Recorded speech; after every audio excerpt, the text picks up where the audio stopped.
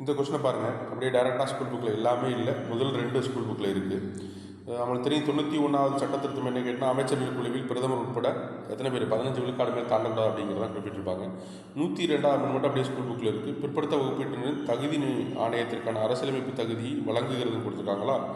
105 என்ன கேட்டு 106 அப்படி தெரியும், புகழ்பெற்றது சரிங்களா. அந்த எலெக்ஷன் முன்னாடி இருந்தது, மக்களவையில் பெண்களுக்கு 1/3 இடங்களை வழங்குவதற்காக கொண்டு வரப்பட்டது. அதுபடி பார்த்தோம் அப்படின்னா ஆன்சர் டி தான் அதுக்கான ஆன்சரு. அப்போ ஸ்கூல் புக்கில் போய் இந்த 2 அமெண்ட்மெண்ட் மட்டும் என்ன இருக்குன்னு சொல்லி பார்க்கலாம். 91 102 மட்டும்.